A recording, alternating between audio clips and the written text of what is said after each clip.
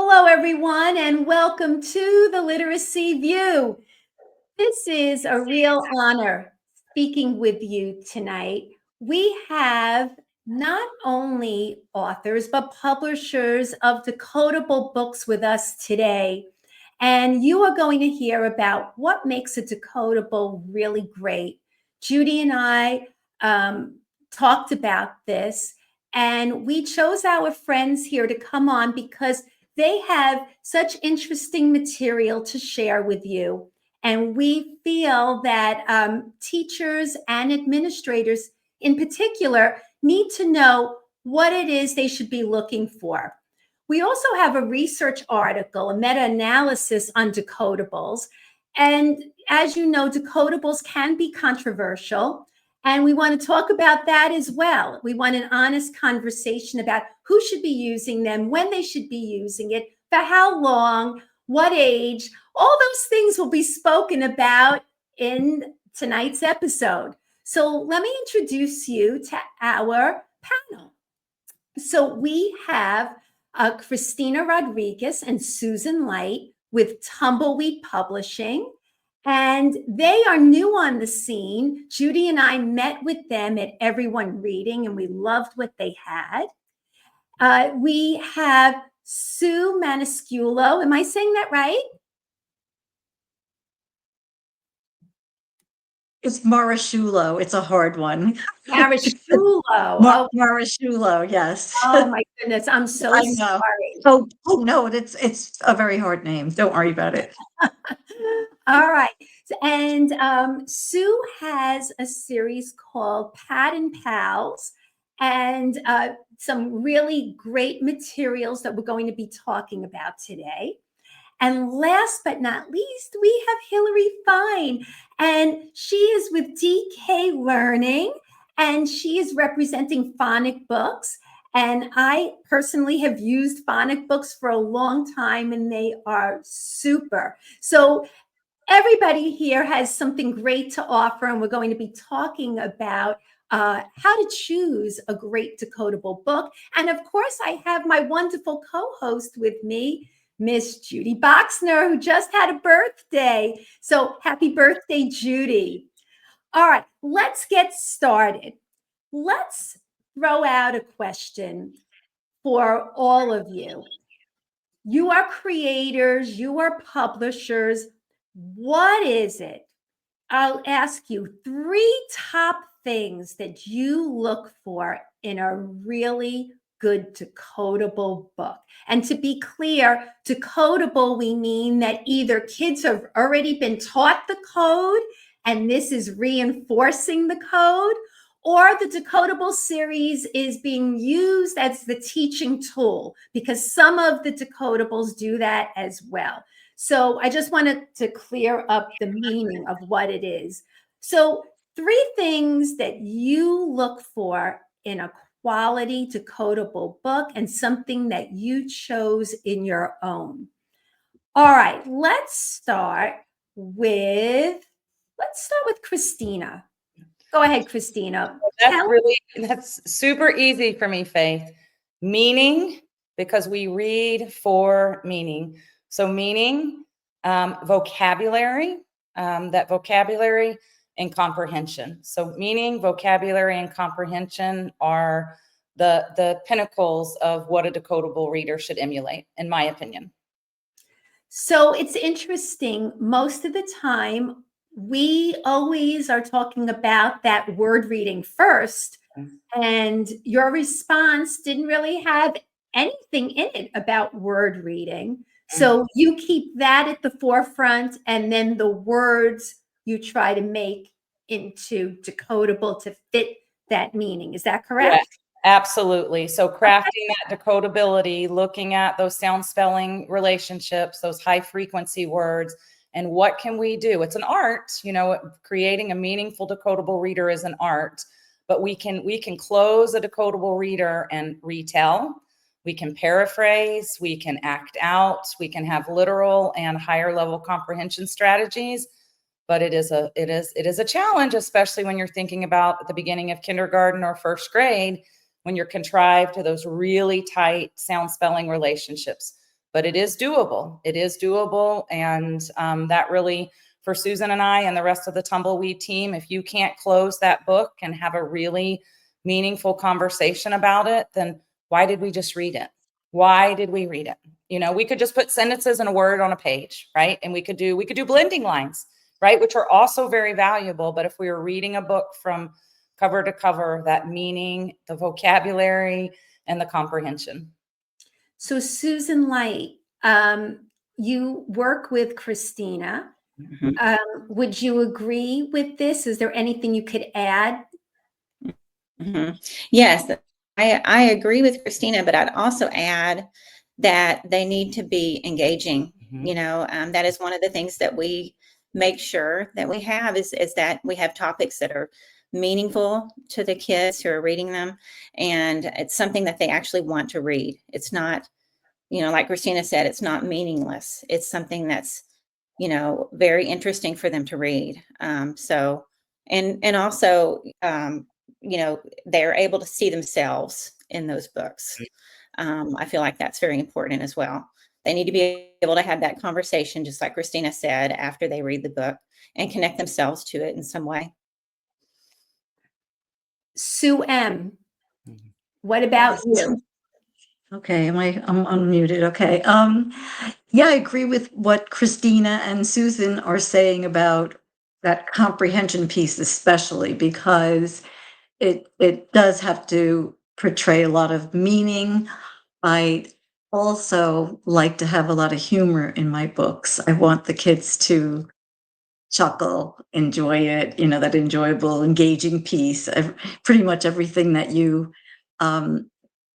mentioned, I look to make it funny.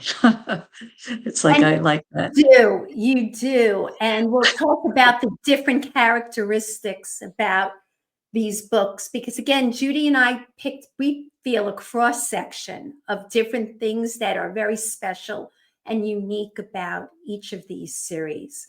Hillary, what would you say? 3 top things that you look for in decodable books, especially with both the older student and the younger student, because I know you have a ton of books and phonic books. So if you could talk about that. So I think I absolutely agree with everybody that said, I think you need a really engaging story, because the purpose of the decodable books is to practice decoding in a meaningful, joined up, connected context, not just in isolation. But I think from a teacher's point of view, what we've experienced anyway, and what we like to communicate is what each book covers in terms of skills. So also making it really, really clear at the outset, this is a title or this is a series that covers this particular phonics skill or letter sound pattern. So making sure that's incredibly clear.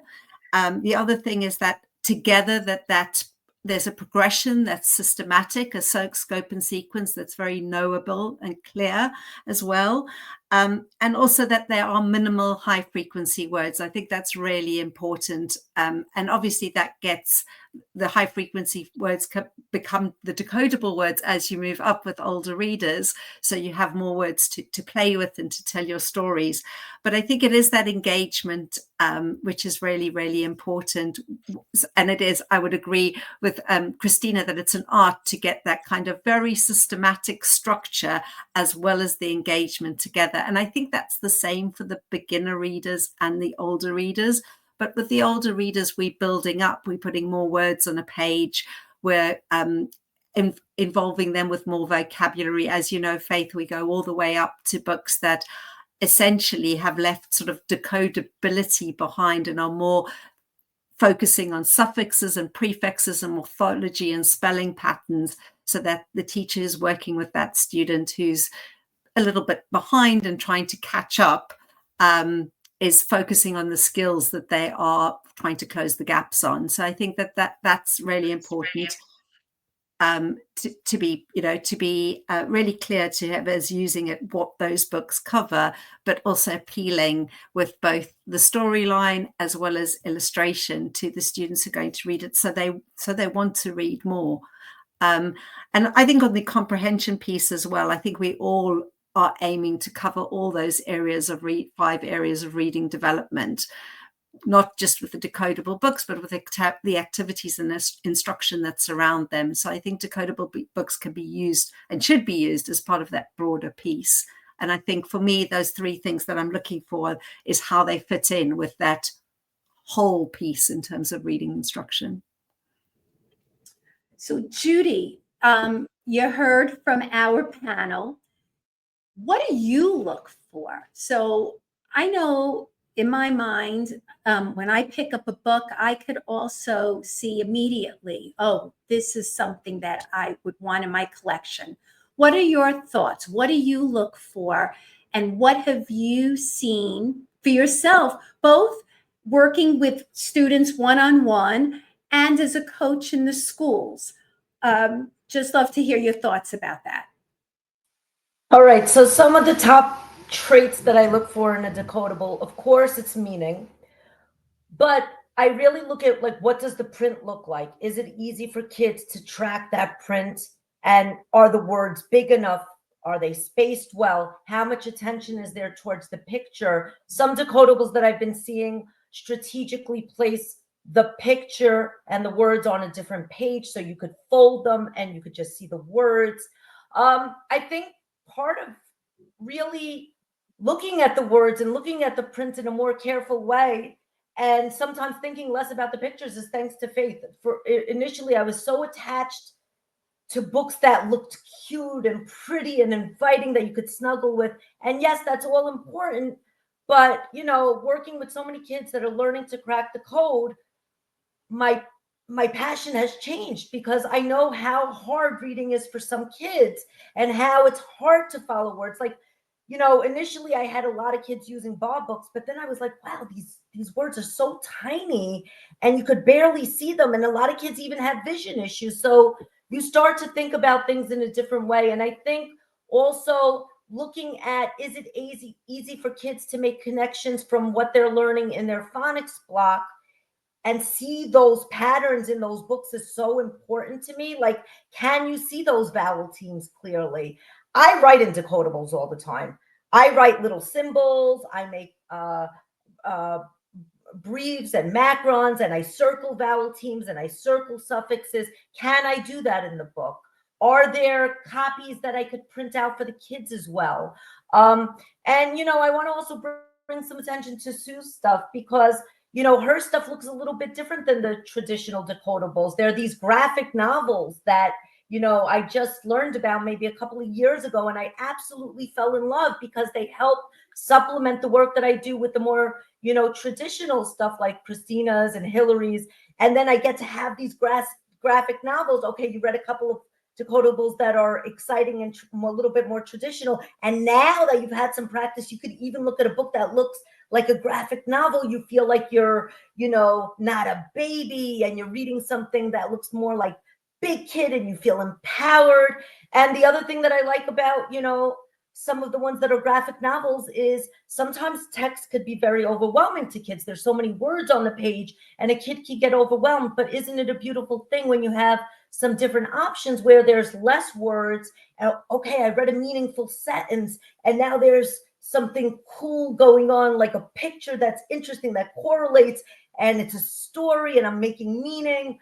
It's just, you know, there's so many beautiful things. I think the decodable market is evolving. I think the publishers are becoming more, and especially this group of dynamic women, are becoming more attentive to the needs of children. You could just feel the passion that you're all attentive to the needs of children.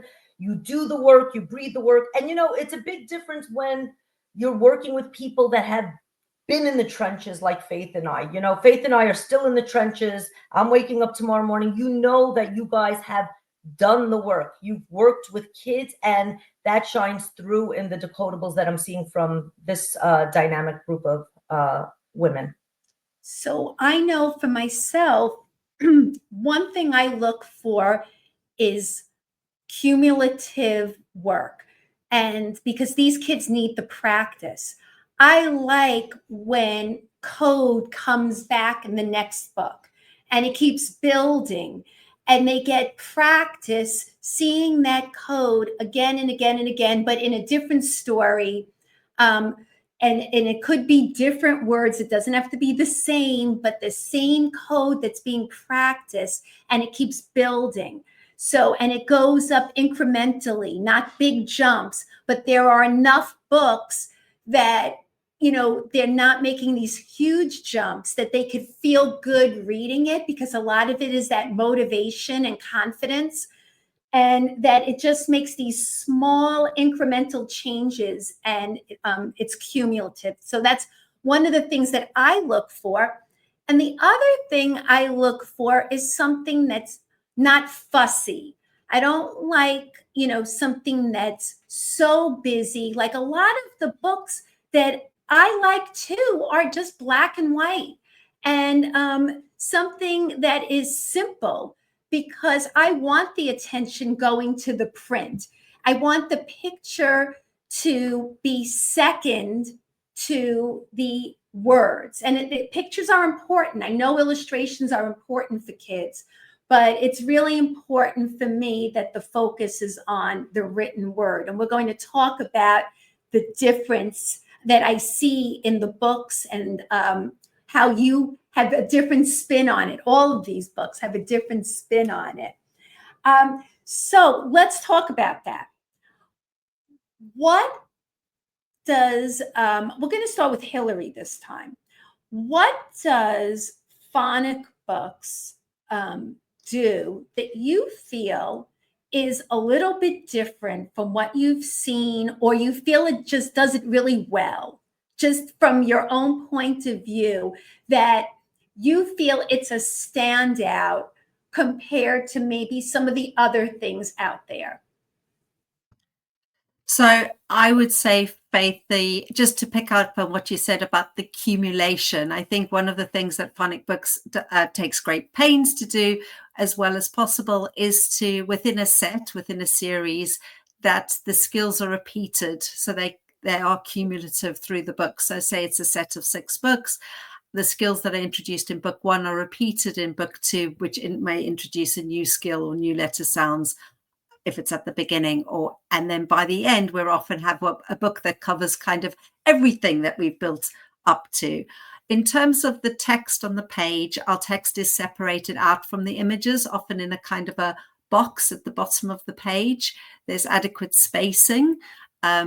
We use fonts that are dyslexia friendly, because phonic books was developed originally for students who are at a dyslexia center. So that was very carefully considered. So the size of the type, the spacing between the type, and the fact that yes, there is illustration, but it is separated from the illustration, so the text can be concentrated on. So I think those are the things. I don't know if it's one thing in particular that we do well. I think we're particularly proud of our series for older students, and one of the things we do, which I don't know if many others do, but that is we have a series for older students, which is our Moondog series, but that is a series which starts at the very beginning. So these are for students who are learning their initial letter sounds, but the illustration and the format of the book is appropriate to their age group. You know, the illustrations are of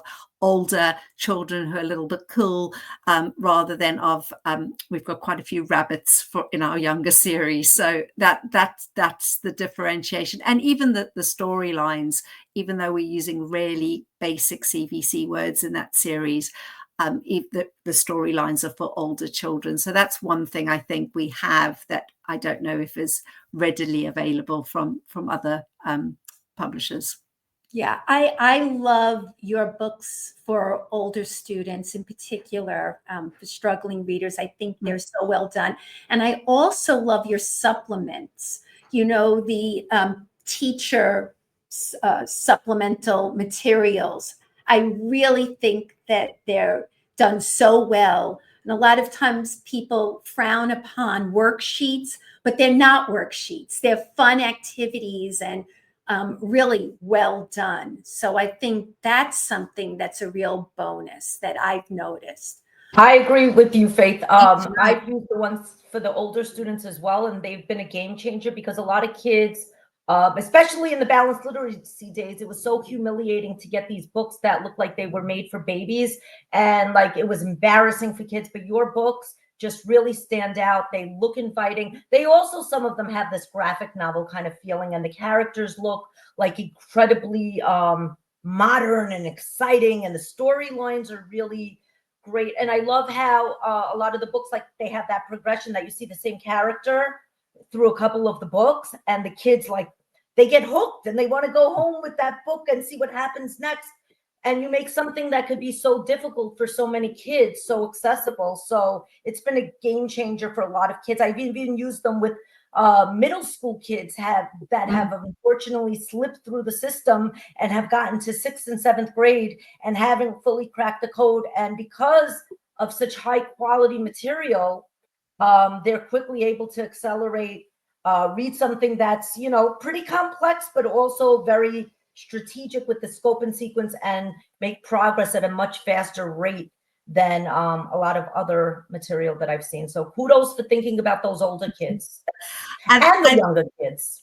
I would say that's always the best thing to hear is having had the privilege of meeting some of those kids and seeing them read. I mean, that's the most satisfying thing in the world. So Sue, tell us something that is a standout about your books from your point of view and what you've heard other people tell you. You're muted, Sue. I do the same thing. Don't worry. I think the standout is that they're graphic novels, and graphic novels are they are popular for a lot of children. And that was my dream when I was teaching. And my last, I guess, 5 years were with 5th graders. And I had that plan in my head because they were all looking at Captain Underpants and all of those. I can't even think of another one off the cuff, but they really enjoyed them, a lot of those struggling readers. And I think part of the drive was the attraction was because of the few words on the page. So, but they could not decode those few words on the page. So that was my dream, was to come up with these graphic novels that would an older child could hold them without losing face, because they had some of the characters are older, like my main character has a beard, so that helps. And I wish that. Sue, can I interrupt you for a second? Isn't the main Sure. character your son, who is a wrestler in life? Let's tell the secret. He is. So yes, my son is a wrestler on TV. My middle son, I have 3, and I found my illustrator through these wrestling artists that do cartoons, and that was my attraction to using, because everyone says, like, wait, you have 3 sons and you use your middle one only. I'm like, yeah, but I mean, he had the connection to this artist that I'm using, and yeah, he's on TV. I gotta brag. So here he is. This is my boy. This is Trent Beretta.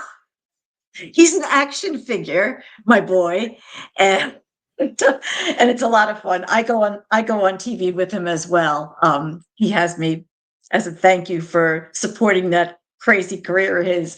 I go on TV with him once in a while too. But anyway, yes, this is my son with the beard. I don't know if you saw it, but that's one of the things, was that graphic novel. The other thing that I really wish I had, you talked about the workbooks that go along with your books. Well, I started in book 5. I only have 7 graphic novels out. I don't have that many, and a Reader's Theater. I don't have that many books. I'm solo. I'm just an independent publisher. You know what, Sue? But your books aren't short. They have. What's also unique about your books that I work with extensively with a lot of kids, they're chapter books. So that's another really cool feature. They're big, yeah. here's these books that are, following the scope and sequence, and they're so strategic, and every, chapter gets sometimes a little bit more complex, and it's just an amazing thing. And Sue, the other thing that I saw that you have is you have readers theater that you incorporated into the work that you're doing. There's plays. Sue put out a whole book that has plays, so you could take your first grade class, which very often a lot of little kids, they're working so hard to decode, and then the phrasing and fluency is a little bit, troubled. So you created another product where they get to do readers theater. That's so unique. Thank you. Thanks. Yeah, but as I was saying, I only started doing comprehension questions in book 5. And I really wish that I, started that earlier. And another section is connecting reading and writing, where I have them just like, I just give out ideas of how they could, make a list of, like some objects in X story, pick a story and make a list of it. And it could be just like making simple, using their CVC words just to practice. So I wish I did that, but I am in the process of adding to my website. There will be, I'm going to go back to my first 4 books to add like a workbook type of thing. Yeah, So, yeah. I'm sure, look, you're like you said, you're an independent, and it takes time, and we're looking forward to seeing more, because Yeah, there's time so and mistakes. It's like mistakes. I'm like, wait a minute. no, You're there's so much learning. fun. There's so You're much fun. learning. Yeah, thank So, you. so Christina and Susan, tumbleweed. So, like I said, new on the scene, and it absolutely caught my eye. And Judy feels the same way as I do. We were both like, wow, these are really different. Tell us what makes your books unique. Yep, I'll start and then I'll let Susan fill in. So I am like a lifelong fierce literacy advocate, roots in the classroom, district literacy coordinator, seasoned ed publishing leader. And as the mother of a neurodiverse child, I have been watching this market and seeing our NAEP scores and the lack of proficiency in these children who do not have a fierce advocate like myself or Faith, who is also, if one of her children happened to be neurodiverse, to really give them a voice. And so really wanted to target that 2nd to 6th grade age group, kind of like what Hillary said, that we don't want them to feel like they're a baby. So even when we have in our first, module on our scope and sequence that are just CVC words, they're reading about dogs in a van and learning about businesses around the United States, including Alaska, Moe's Mountain Mutts, about what kinds of jobs can they do. So really separating the text from the images. We have a spread of text only, not a single image on the page, but doesn't look boring because we've got some colorful palettes around the border. So then they can visualize before they even turn the page, right? To cement that new vocabulary. Then they can turn the page, and now, wow, they can now cement that vocabulary, and then the language comes in, right? So in the cat bath, maybe fireplace is not decodable yet, or firewood, but then they can talk about it. There's a sofa in the picture. Is it a sofa or is it a couch? So little tiny design features, our spacing, our font sizes, the leading. Susan and I today were looking at a book that is about to go off to the printer, and we were like, wait a minute, the leading is wrong between the lines. We were getting pica rulers out. So if there's a child that needs a screen reader, that they are really profoundly dyslexic, and that our structured literacy activities at the end. What Hillary said, I think what resonated most with me is watching children be successful. We've been working with dyslexic therapists in schools around the nation. And one of the dyslexic therapists reached out last week in an email, and this young boy that she's been tutoring for 2 years now walked away from one session with her in Tumbleweed. I'm going to get emotional, was very proud, said he finally felt like he read a real book. Could he take it to his classroom at school? Most children who are striving readers don't want to read to anyone else, don't want to pick up a book. So that engaging content, like I said, the design features. One thing I'm really proud of is that we have a read aloud at the back of that book. So our striving readers, they may really, really, really have a challenging time decoding, but why aren't we immersing them with that same language that they're hearing in their tier 1 setting, that they're being expected to have a standards-based test on, a state test. So they may not be able to decode it, but maybe we can precipitate those skills by really just, really inundating them with language and really just interesting topics and graphic features they're going to see when they're back in science and social studies, like timelines and captions. And then in our lower series, where that decodability, that parameter is so tough, our nonfiction books, we've got captions, but they're read together. So that read together piece, that it takes that cognitive load off. And then also too, and then I'll let Susan brag on some of the other things, is that we have a paired fiction and nonfiction for every single skill on our scope and sequence. So wide reading, repeated reading, miles on the page. Go ahead, Susan, because I'll keep going on, and you'll be able to pick out other things that are in my brain. Yeah, I don't think you can truly, describe the illustrations though, without seeing it. So, I feel like you guys can show illustration- some stuff. Mhm. You could show some stuff as Susan speaks if you want, Christina. Well, I guess I've got celebration. I've got you go. Mm-hmm. So yeah, I just feel like it starts out with just text. This is in our older series, as you can tell, it has more text on the page. So it's just text at first, and then you turn the page, and here's the illustrations. And the one Susan is showing is a lyrical poem that we wrote about Langston Hughes. So right. Thinking about bringing in those mirrors, those sliding glass doors, and those windows. So that engaging. Yeah. Like Hillary and Sue and Susan and Judy and Faith said, if it's not engaging or relevant to their life, we're going to have a whole book featuring a loctician. So about the art and craft of locks and, of what it takes for that craft. We've got real stories that are retellings of Susan when she was a young, feisty, precocious little girl and used to bring frogs in her house.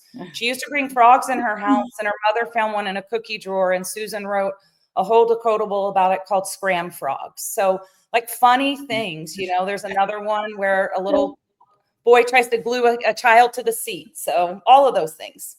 So I think what's important, what I noticed was the attention to language. And we just had an episode recently with Trina and Doug about the episode 122. Yes, episode 122. Yes, episode 122 with Trina and Doug, and it was comprehension based. And if you missed it, I would recommend that you take a look at it, because I think we've been missing the boat on how to develop comprehension. And it's all about language, language, language. So it's nice to hear that is something that you gave some thought to, and it's evident when you pick up your book. So all are very. I want to chime in also, Faith. I want to chime in. So Faith is a picky duck, right? She's not going to just like everything, especially when you're at a literacy conference. There's 1,000 vendors. Some of them feel slimy. Some of them don't feel like they're in it for the right reason. And Faith, she takes the time to decide which table she's going to go with me to. So there we are going together. And what really stood out about Tumbleweed, which is the new kid on the block, was so much attention to vocabulary. Then also the words on a separate page so that metacognition and that thinking can happen, and creating that, picture in your mind piece before you look at the next page. That's powerful. Then that attention to fiction and nonfiction, what a wonderful thing. So many of these state exams, I was just a proctor yesterday at for the state exams in New York City. There's so much attention to just nonfiction, but wonderful that you're including both. I don't know why these state exams only have nonfiction. Kids should be reading all type of text. Kids should be excited all different type of things. And kudos to you guys for remembering that that's so important to kids to fall in love with all types of genres of books. You know, it's not really just about these state exams, which is a whole nother controversy. But thank you for thinking about that. And then also thank you for thinking about those read alouds. How many of our classrooms are not giving attention to read alouds anymore because we're trying to squeeze bits and pieces into our literacy block that, you know, the bureaucrats say are important, rather than the people that know and live and breathe this stuff, like everybody on this Zoom call right now, or whatever it is. Cheers to Judy. Right. And it. you know what? The other thing is, you know, it's so important to do those read alouds, for every kid. But, you know, so many of our struggling readers and many of our dyslexic readers have so many articulate and beautiful things to say. And just because a kid hasn't cracked the code doesn't mean they don't understand. And it doesn't mean that they can't make connections and answer those deeper questions. And we need to really start celebrating people's strengths while we work on things that they need to work on as well. I'm not saying dyslexia is a superpower. I don't actually think it's a superpower. I think that, you know, we all have strengths and we all have things that we need to work on. And kudos for thinking about, you know, all those important pieces. Every one of these people have intentionally thought about how to help kids. And that's what needs to stay at the forefront of everything that's made, because you could feel when there's publishers out there that are not thinking about the kids. You could feel when there's publishers out there that have been so disconnected from classrooms. Actually, a lot of them probably ran away from classrooms because they couldn't take it. And that's why they went to work for these companies. But I don't feel that with these materials. And that's why you guys are here. Yes. So look, I feel the same way. There are plenty of decodable books I've seen that I don't really care for. And I think that, you know, like I think somebody said here about they could just have sentences. I think it was you, Christina. If they're not well thought out, we'll just put some decodable sentences on a board and call it a day.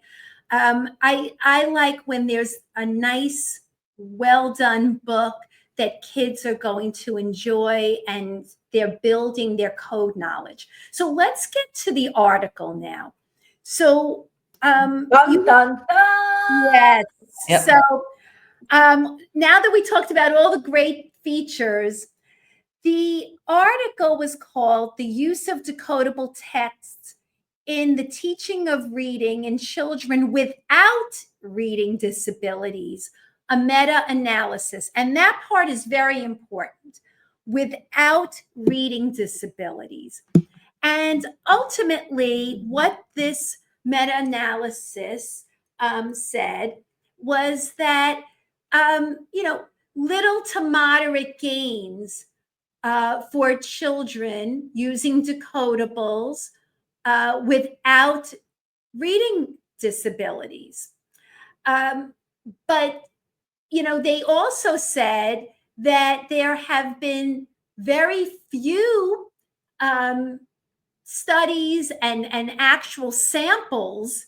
The people using it, they were small samples, and it left a lot open, I thought, a lot of unanswered questions. So when I read this and I see some of you nodding, you know, agreeing, I'd like to hear from you. What were some of your thoughts about the research? Do you recommend using decodables for kids without reading difficulties? I do. The beginners, I do. And I'd like to hear what you have to say, because it left a lot of questions for me when I read this. So what are some of your thoughts about this article? And again, I could have opinions and it's not the research. So I want to separate that out, my opinions from what actually is the research. But to their point, they did not have all the answers either in this article. So let's hear what you have to say. Who would like to begin this time? You know what, Susan Light, I'm going to ask you to start because I want to hear a little bit more from you. Go ahead.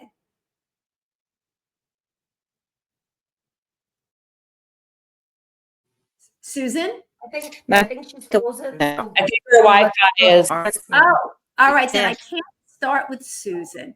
All right. Let's start. Okay, let's start with Sue M. Go ahead. We'll start with you. What are some of your thoughts? Hi. Well, I took some.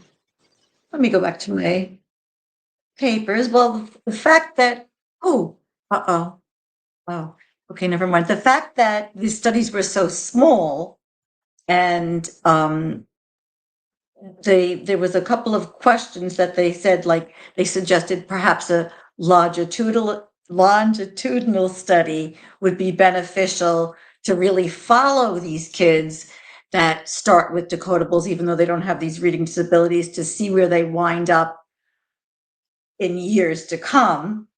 Another question that they brought up was perhaps the content that they were using was not really that great, because we all know how some of the decodables out there are really, not that great. So that would have an effect on the reliability of these studies. And I was shocked at a couple of turns. I wrote down, let me see, I was like, really? So they mentioned using perhaps like doing a study with like kids using level text and kids using decodables. And I'm like, how could you do that without feeling guilty? Because I feel that all children need to know about the scope and sequence of the way our language works. Like when I didn't learn about the scope and sequence until I started teaching in like late 40s. I learned about scope and sequence when I was trained with Wilson. I knew nothing about the syllable types. And I feel like that just opened up so much knowledge personally to know about how words work, how they go together and all the different syllable types. And I just really appreciate knowing that. So I think that would help kids with vocabulary and language in the long run, just being more familiar with that. So, sorry. It's okay. So I think one thing that you mentioned stood out to me was following these kids through the grades and actually seeing the results later on. Unfortunately, a lot of research studies are very expensive, and there are very few studies where they follow kids through the grades. So, that's a factor as well. Susan, are you able to give us some thoughts now, Susan? I hope so. Oh.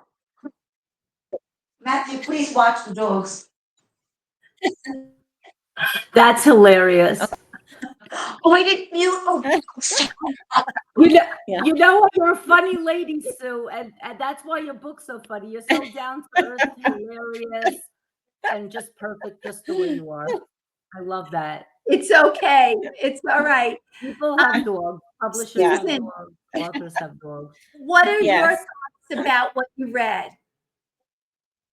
Yeah, so I think the big takeaway was something that you had said already, Faith, was that the studies were too small, and I did notice that they included studies that had only decodables in there and not the structured literacy around the decodables. That always needs to be part of decodables. I feel like is having the instruction on that scope and sequence and all those target phonics skills. So the fact that they included studies that had just decodables and nothing else, was a pretty big red flag for me. That's an excellent point, by the way. That really is an excellent point. So, you can't really separate out just decodables from knowing what exactly the instruction is. And they talked about different programs, some of them having more decodable words in it, such as Open Court, compared to Scott Forsman with very few decodable words. So it left a lot of unanswered. But you know what, for me, Faith, so I kind of get nervous when we do the episodes that have studies, but I deal with it because, we do have to follow the evidence and the research and take it seriously. But, it's hard, Faith, because you've made me realize that, when you see the word meta, that's serious business, right? That means that there's been multiple studies. So you're like, this is serious business.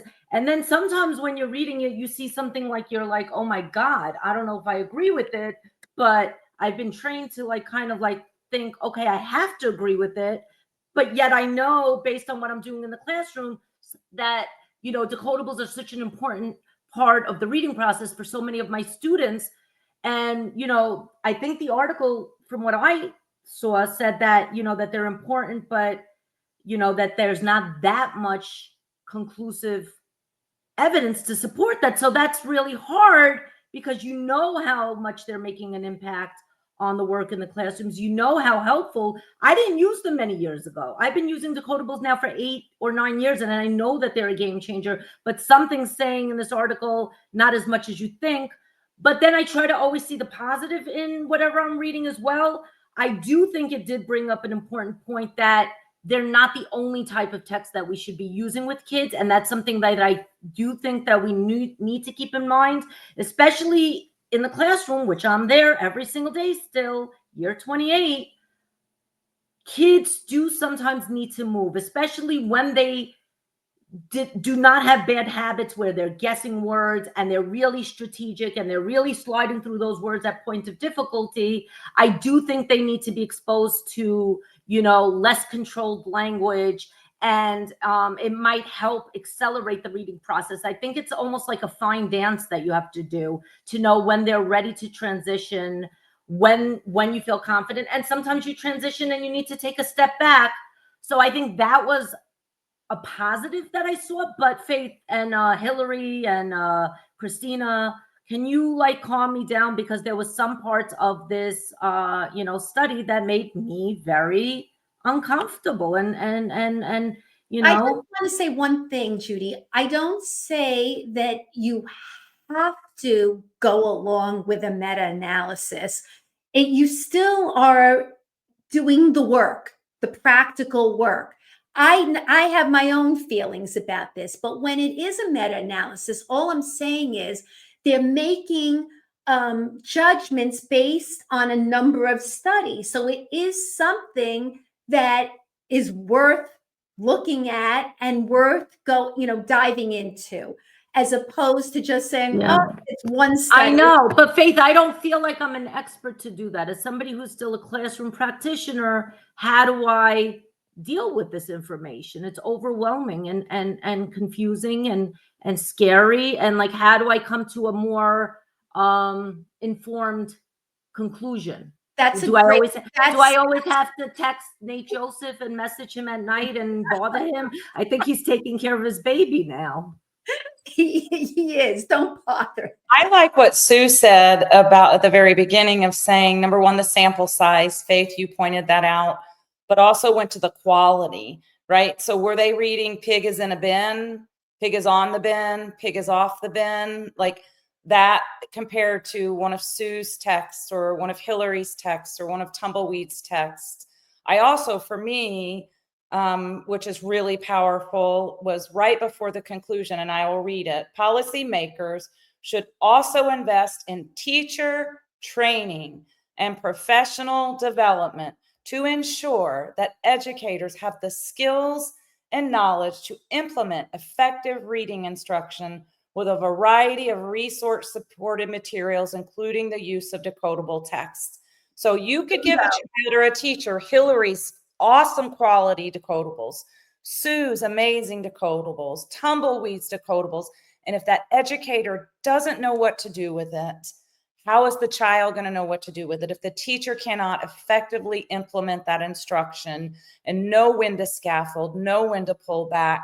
So that for me, like there was a lot of other info. I was with you, Judy. I mean, you should see it. I mean, I felt like I was in grad school again, highlighting, going back, talking with Susan about it. And then I read that at the end and I said, that's the key to success is, and that we have been, you know, teacher education and successful implementation.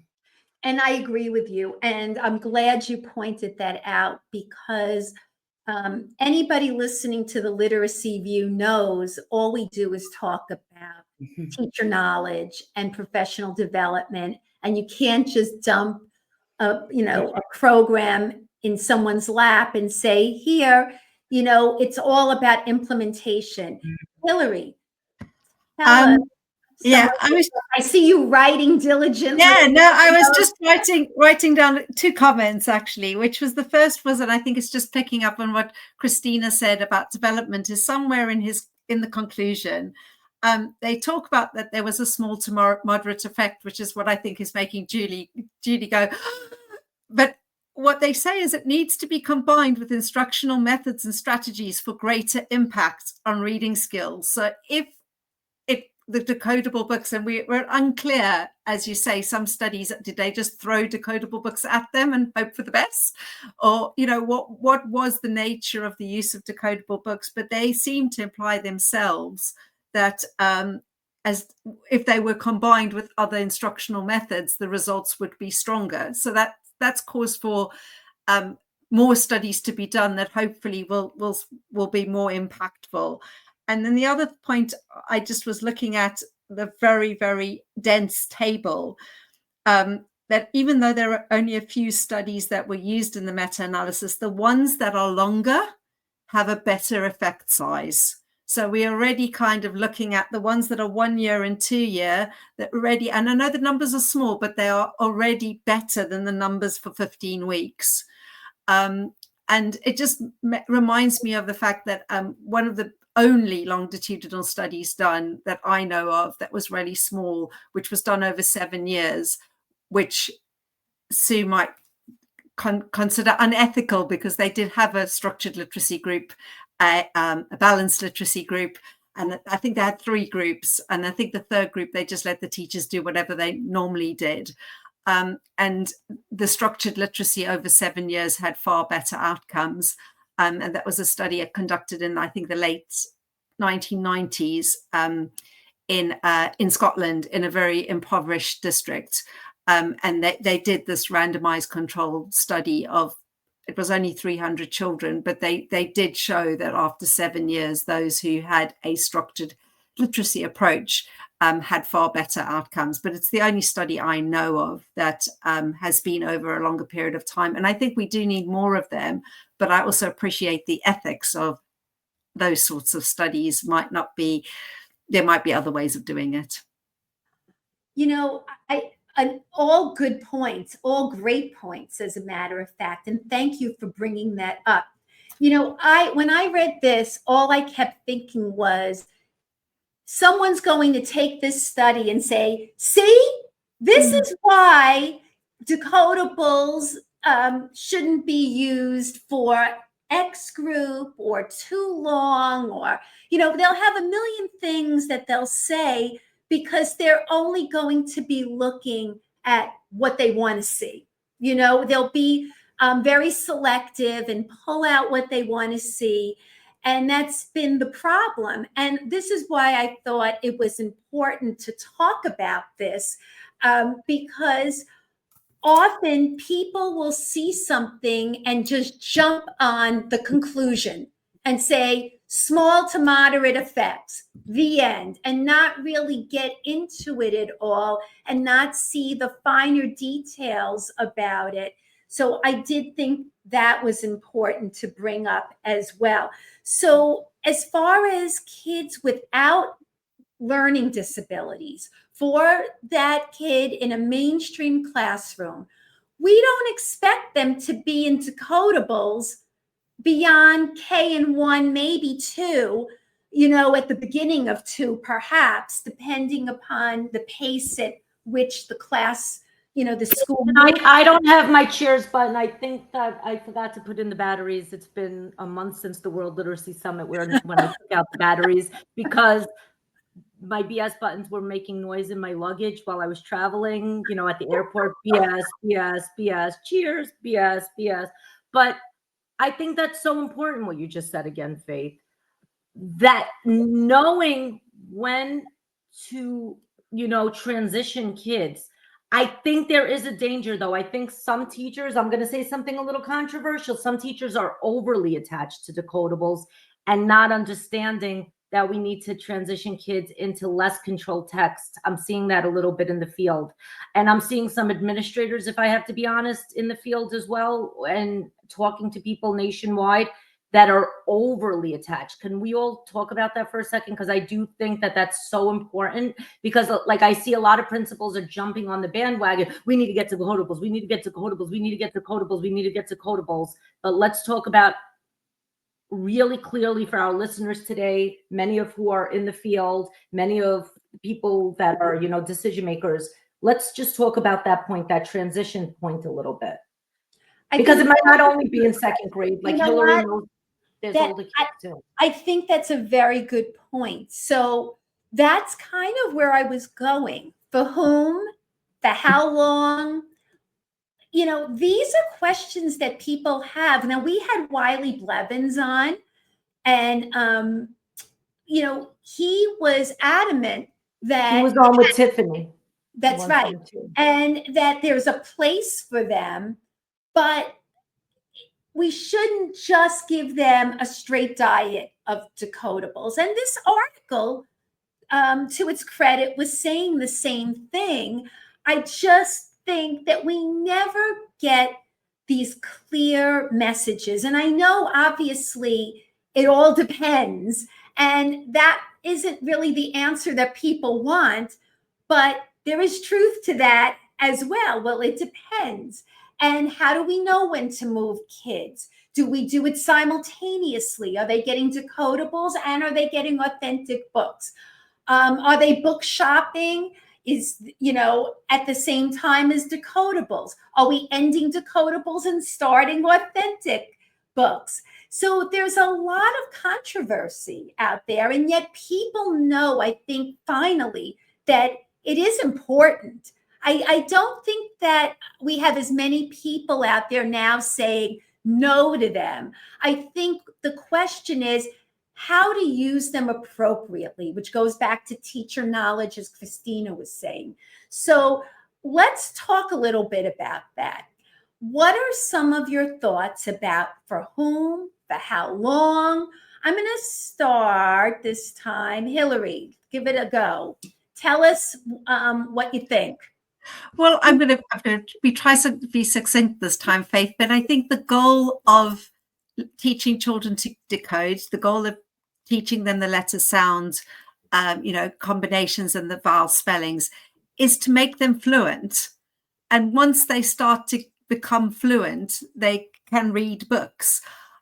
I particularly liked, and I don't know if it's the right thing to do, but I thought it was a good scenario where they were sending books home at a school, and they were sending a decodable book home and a book that the child has chosen from the library, an authentic text, a storybook or a picture book. And they'd done some training with the parents through a webinar, which said, this is how you read your decodable book with your child, because you're trying to encourage them to sound out the words and to blend, and this is how you do it, and here's some support. And the other book is for you to share together. Don't make them read it. You can read some to them. They might be able to sound out the odd word. And I really liked that, because that felt like an easing in, that there was still some infusing of extra vocabulary, we read aloud through storytelling, the joy of books, at the same time as developing the skill of decoding. And I think that was a really nice example I saw. And that ultimately for most children, as you say, by the end of grade 1, just into grade 2, we would hope that the vast majority are just reading books that of their choosing that are appropriate for, you know, their grade, in terms of interest and length and things like that. But that we will have a small number of kids who do need extra support, and that we're filling the gaps with appropriate structured decodables for those children. But the vast majority are they've left decodables behind. They've let go of the training wheels. Mm-hmm. And it would just really be for those kids, the struggling readers, who need to use it for a certain amount of time until they have the confidence to move on. I love what you said, Hillary, about the parent piece. That is very interesting, to actually show them the difference between the different books and what's expected, where the decodable is more on the child to do the heavy lifting, where the book of their choosing would be something that a parent could hopefully read aloud, with the kid maybe participating in somewhat. And then we have those audio books, you know, for parents who might not be able to read to them as well. Christina, what is some of your thoughts on this? Yeah, I can kind of tag team. I agree with a lot of what Hillary said, you know, of the majority of kids, but we know in the United States, based on our NAEP scores and everything else, that we have a high percentage of children who are not reading at grade level. So thinking about that, I also think about morphology. So let's think about when we shift from that, we're learning to read to reading to learn. You get into those, you know, multisyllabic words that have Greek and Latin roots. Those are challenging words. So I still think that for upper elementary students, we can have really authentic decodable texts that work with that. In some of the classrooms that we are in right now, in a tier 1 setting that have their intervention students pushed in, those teachers are using the read aloud, like at the back of our book, as like that whole group experience. And then they're pulling their, you know, intervention children, working with them one-on-one, but the ones who are not striving readers are going back and reading independently on their own and doing the structured literacy. I mean, I think we need like text of all kinds at all levels in K-5, even maybe in early middle school, because of the complexity of the English language, just the sheer complexity of it. But also it's kind of fun to read sometimes things that are just come, you know, with automaticity. Whether you're, you know, 5 years old, whether you're 8 years old, or whether you are in your, you know, middle 40s or 50, like Judy just turned, like, of thinking of giving kids that cognitive load of not, you know, reading shouldn't be taxing. And so I think they are connected texts. So we do want them, we want them to step away from them, but we also, when they need that scaffold, to be able to come back, because if they don't understand that decoding piece when it comes into a trade, you know, a trade book or a nonfiction piece that they're having to dissect and find evidence for, what are they going to latch back onto? So I think it's a real, you know, it's a real complicated, like, it's not perfect for everyone, because, you know, maybe Sue is ready at 1st grade, but I'm not ready till 5th grade, and Hillary's ready at 2nd grade. And I don't know. It's just, I don't think there's a hard, fast answer. And I think that, but until they become a proficient reader, they still have a place. Well, I agree with you. And here's the issue. The teacher is left to make those decisions. And that's a very tough place to be when you have 30 children, give or take, you know, 25 children, and you have to make these decisions. It's very difficult. And it's not just going by a test score. You're listening to kids read, you're seeing their comfort level. You know, there's a lot that goes into it. Anybody else want to add to that? Susan or Sue, anything else you can add to what was said about making decisions about when to stop one and start another, or, you know, anything that you would recommend to teachers based on these conversations? I don't have anything. I'm going to jump in. I'm jumping in. I can't take it. I have to Okay. jump in. I think for me, a big moment is when I see kids struggle, like when they really are close to cracking the code. I think I have to say that sometimes with decodable text, it's hard to, work on that phrasing and fluency. And it's easier sometimes when you transition them, because some of the texts that I'm working with that are decodables, kids are sounding a little robotic still. And I think to take off some of that, if we put them in more authentic text, that might help. I think that another thing I want to see from Decodables more is thinking carefully about where we phrase things. I've seen some books that are high quality, but not enough attention to the phrasing and fluency and where phrases end and begin. I'm starting to see more attention to that. Do you guys pay attention to that? I'm just curious with your Decodables. I know I also want to see Faith highlight some of the stuff from phonic books after, because we showed a couple of images of the other ones. And we will show images of all these books. We're going to ask you guys to send us beautiful images and stuff so that we could post it on our website when we put out this episode. We really want to highlight the features. But can you guys tell me a little bit about phrasing and fluency and how you guys pay attention to stuff? So before you do that, just to show it, so here's a book from the phonic book series Pet Sitters. This is just one of many that they have. And if anybody is watching a YouTube video for this episode, you will see that this is really basic type of words. This is CVC, CVCC, consonant, vowel, consonant, consonant. Yet look how many words are on the page, because it's meant for an older student. The font is smaller.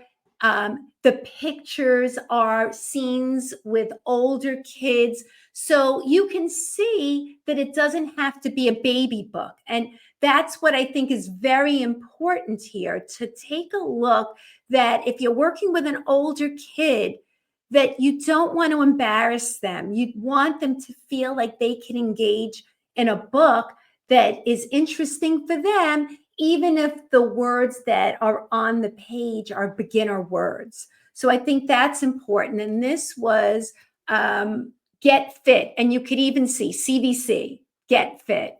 And it's from their Pet Sitter series. And they have many, many series.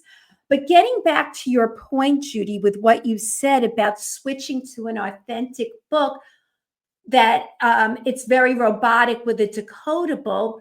Again, it depends on the level of the decodable book. If it's more advanced in their decoding, where there's a lot there, it's a little easier. But to your point, if they can make that transition, then they should. The point is, if they have enough code knowledge, then yes, put them in an authentic book to practice that, because then they already have enough to work with. But I'm finding some of the decodables, not these, but just in general, that people aren't paying enough attention to where the phrases are starting and ending, and that could make it harder. So I'm just curious. I want to hear about phrasing and fluency in your books, ladies. Can you tell me a little bit about how much thought you've put into phrasing and fluency and making it easier for kids to sound less robotic? So Judy, yes, we have at Tumbleweed, we include poetry. So we've got all sorts of genres represented as well. But also in our teacher guide, we have explicit and systematic teacher guides that go along with each one, really focused on that accuracy, that automaticity. But just today, when Susan and I'll let her speak about it as well, looking at where is that line turning, right? Where is it, in the natural frame of natural syntax of language, expanding margins, working with our designers to make sure that the spacing allows for that. So Susan, do you want to add to that, especially what you've done in some of our poetry selections? Right. Yes. Yeah. So some of our poetry selections, we try to make sure that each line is its own phrase, or has like a two phrases together in one line. And so a lot of times in our teacher guides, we'll have the teacher model how to scoop the phrases, with their fingers and as they're reading. So that's something in our teacher guides that we try to make sure and point out, helping them learn how to phrase as they're reading. And then, also we pay very close attention to the punctuation and where it's ending on each line, because, if we have a phrase that's that has an M dash, M dashes, and quotation marks and anything like that, or even commas, can be difficult for our main audience is dyslexic, and struggling readers, in grades 2 through 6. So, those types of punctuation can be difficult for them. So we try to make sure that ends at a line, or, is very carefully crafted so that they know when to pause. We definitely pay close attention to that as we're actually looking at the pages.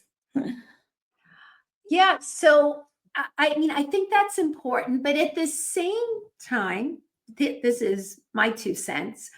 I think that that's a teaching point. So it's not done on purpose, like you're saying, like you planned it that way. That's something that I think a teacher should point out, how to manage that, because when they do transition to authentic text, they're going to have to navigate through this. So, I mean, I see that as a plus, but I don't think that's something that a teacher can't work with. And with the right training, they should. So, Judy, obviously, this is something that is important. It's important to work on that. But maybe some teachers feel like, okay, as long as they're getting the words right, oh, I'm happy they're getting through it. That's the point, I think, that Christina was talking about before, that the teacher knowledge piece is so important. So I'm going to turn it over to all of you. If there's something I didn't ask or cover, here's your chance to wrap up some thoughts, anything you want to say about your own series or in general about Decodables that perhaps we missed along the way. Who wants to start? Don't all jump in at once. All right. Let's start with Sue. Faith, get out a talking stick. You're supposed to have a talking stick. We could just say any name at any time. Right. That's what we're doing the next time we have a panel. Go ahead, Sue. You're muted, Sue. Like a clown. Okay. So I don't know what to say about my books. They're very it's like they're Faith, you are hilarious. Sue is muted. Now Faith was muted. Faith is muted and she's saying something. That's why the Literacy View is the real deal. This is like no BS. We have no editors. It's a miracle every day that we put out content. Woohoo! I don't know what to say. No, I think you do know. Stop. I think you do know what to say.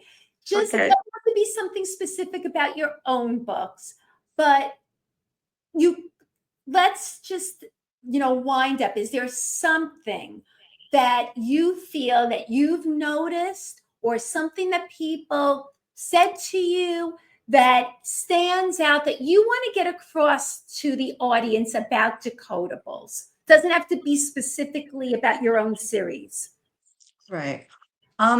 Just the joy from, who mentioned that before? The joy of a kid finally being proud of themselves. That to me is just such a great feeling when I see your review on Amazon, like, oh, my child has not wanted to pick up a book. And yet when they came across your book or a Decodable that they enjoyed, they were on fire. They want to read for the first time ever.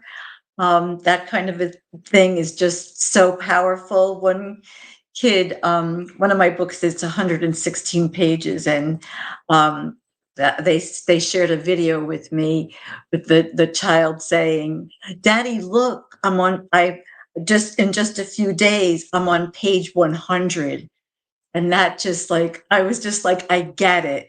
Like page 100. Can you imagine? To him, it was the greatest thing that ever happened to him. So just the little joys that you get, the little reviews and personal letters and whatnot from parents and teachers saying thank you. That's That means the world to me. that does mean something for a kid to get through a book that seemed to be just impossible only Right. maybe a year ago, and now all of a Yes. sudden they're doing that. That is an accomplishment. Yes. That is It important. just it feels so good. I think Hillary shared that before. Yeah, it's wonderful. Mm-hmm, Great mm-hmm. feeling. Yeah. Susan? Mhm. Yeah, I was just thinking, you know, for all those kids out there who are, being tutored with black and white passages with no art, those kids, I feel like we're now creating, all of us are creating high quality decodable books for them. And I think that is just so important to point out, for those kids who just haven't been able to have books like that in their hands yet, because no one's created them before, and now we are. I just think that's a wonderful thing. I would say so too. But like I said before, there are some really good books that don't have the most amazing illustrations that actually work very, very well. When I first started doing this type of work, there weren't that many choices out there. There really weren't.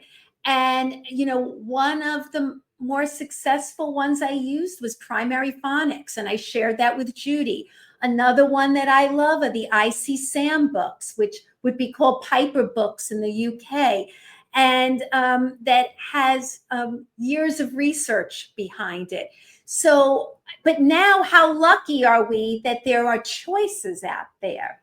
And I think Christina said there's a place for all of them. There's, especially in this country, Hillary, in the United States, we're a very big country.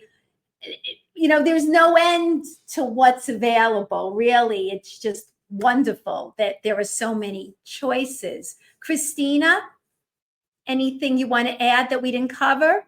Yeah, I think it's just the reinforcement of being around other very, very dedicated educators and creative content folks that are committed to making sure that the highest quality instruction is in front of kids. For me, it makes me so sad when I hear a child say, "I hate reading and writing." They don't hate it. They haven't been taught how to. And so can we give these tools and this power to then make this impact on, which is a whole nother thing about the dyslexic to prison pipeline. That's a whole nother, podcast we could have, but can we make a significant impact to turn these young children into literate, loving literacy and being able to figure out how to be a successful member of society? That is, that's the key to everything is literacy. You can't go to a restaurant without being able to read. You have to be able to read a menu. So making sure we get back to those basics and really thinking about giving children the tools to be successful. Hillary, you're muted. Okay. I wanted to concur. I think we're all very committed to providing as many meaningful, relevant opportunities to practice those decoding skills into connected, meaningful text, so we develop readers. And I think from my point of view, just one of the I always like to go back to a story, and this was a story about a reading interventionist in Maine who was using one of the series we produce for older readers. And it's a story about, collecting gems to put in a belt. The series is called Magic Belt. And she'd gone to the gem store and she bought little colored gems. And as they finished each chapter, they put little gems onto a little a piece of rope. And like Sue was saying, I think one of the highlights of my year last year was when she sent me a photograph of the 8 kids, little ropes with their gems in, that they managed to read the book. And in her letter, the thing that she said, which was the most inspiring, and I think we this is what we all aim to do with our very well crafted but ultimately very engaging decodable books, is she said these were kids who didn't always show up to intervention class, and they didn't miss a single class that semester, and that's what it's all about. Yeah, trying to engage kids who really feel like they're not part of the group, right? That this could bring them in and make them feel like they could do something as well. And Judy, any last thoughts? Just that, I feel that decodables are a critical part of reading application. And transference is very hard for kids to make those connections of what they see in isolation actually is happening in books. So, I'm going to take a deep breath. I'm going to process that study, but I'm also going to rely on what I know and what I see in the classrooms and what I know is working for children. And I think that Decodables have been a game changer for the students in my own building and the students I work with professionally, that they're a key piece in the transferring of those skills. And kids really like to see that what they're learning in their phonics blocks is actually happening in a real book. And I want to make another really great point. What I loved about tonight's discussion is here's different women creating content and how supportive they are of each other. I can't feel a vibe here that, oh, I'm competing with this lady or that lady. You could feel that there's this authenticity that you're all here to support kids. And even hearing you guys commend each other just speaks volumes about the work you're doing. And you could feel that you're doing the work for the right reason, which is to help kids. I think one thing that I want to say is keep listening to the voice of teachers. Teachers need support. I know a lot of Decodables are now creating lesson plans with books, resources that come along, models like you guys said, where you're, showing where the scooping takes place. Keep listening to those teachers, ask for input, because they're the ones that are doing the work with the kids every day. And I think that that's how we'll keep evolving and pushing the work forward. Thank you so much, everybody. Thank you. This was so helpful. And I'm sure that people listening will find it to be very helpful. There's a lot of confusion out there. And I think hearing it from the people who actually write the books and publish the books, knowing what to look for is extremely helpful. So thank you so much for being here with us today. And if you missed any of our other episodes on decodable books, I don't have the episode right off the bat, but there is an episode on this with Wiley and Tiffany. You can go back and I think it's like more than one episode. We'll make a series. That's another thing that Faith and I are going to start working on. We're going to make episodes together. Group our episodes, because that's the main goal at the Literacy View. We don't want this to be a one and done, right? All of these things, we want people to grow. We're going to have series of things, series of episodes on writing, series on episodes on Decodable. And Faith, tell them the good news of some of the other things that we're doing and projects that we're working on and how we're expanding. So this summer, Judy and I are going to be doing retreats for schools.